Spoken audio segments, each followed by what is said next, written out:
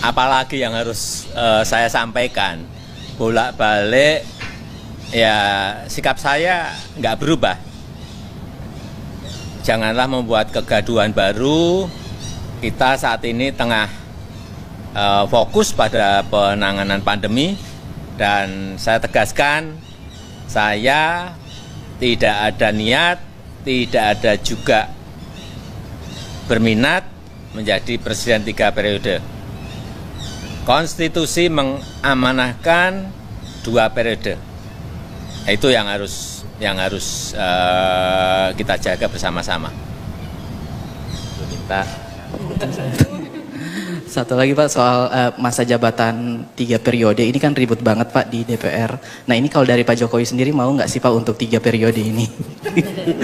Terima kasih. Gini ya, sejak awal sudah saya sampaikan. Kan saya sampaikan bahwa saya ini produk dari pemilihan langsung.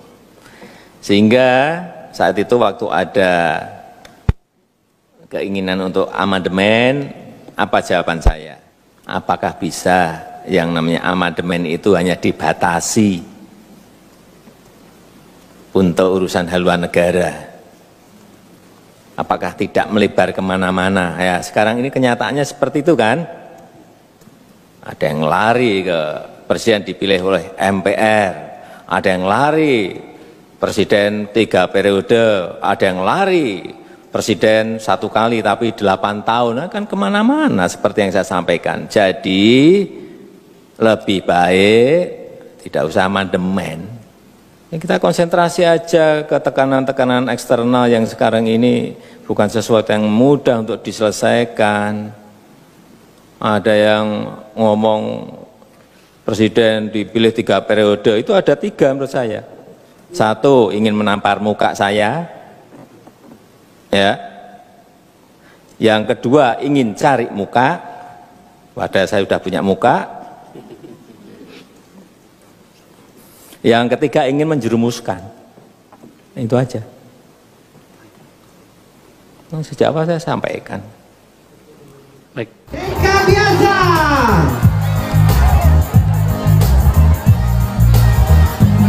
Ya, semua ikut menari. Yang di bawah pun ikut boleh, silakan menari bersama Bapak Presiden dan Ibu. Ayo kita goyang Seka Kaimana. Apa sih rahasia di balik kemenangan Jokowi di setiap pemilu? Pertanyaan ini mungkin menjadi tanda tanya terbesar para lawan politik.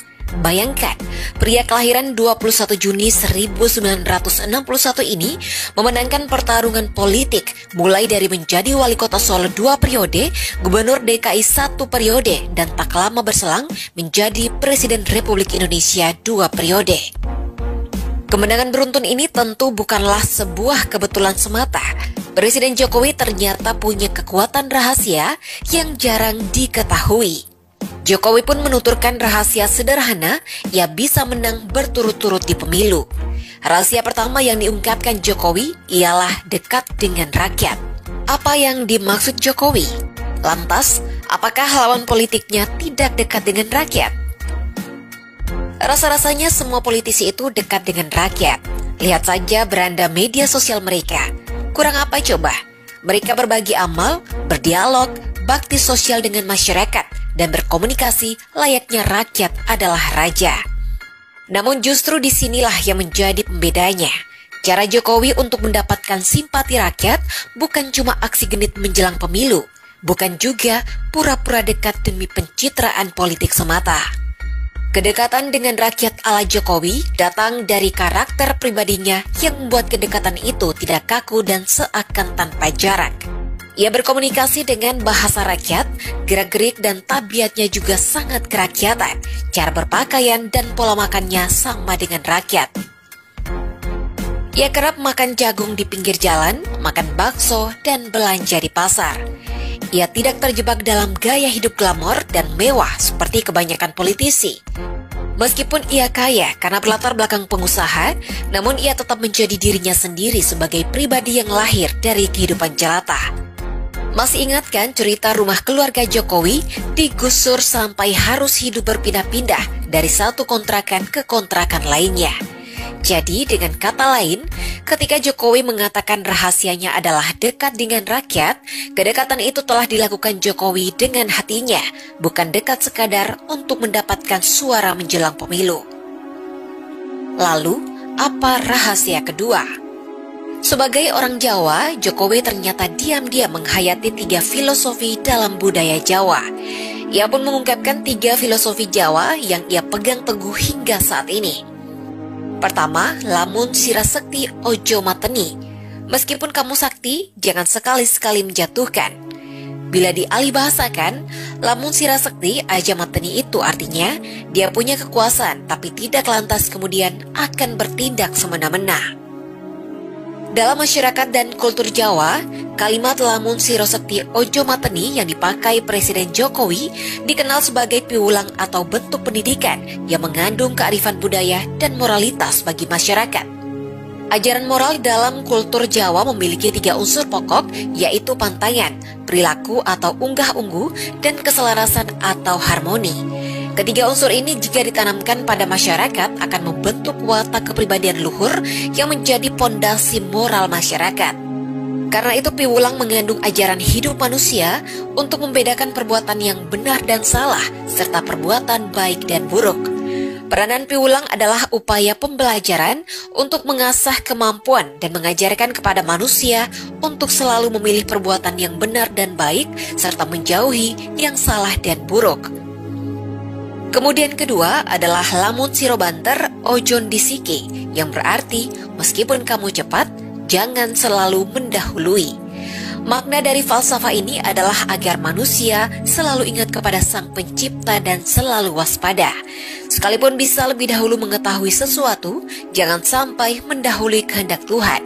Kita juga jangan mendahului keinginan-keinginan pribadi sebagai pemimpin, tetapi lebih mendahulukan hasrat dan keinginan masyarakat lebih dahulu. Dan ketiga adalah lamun sira pinter ojo minteri.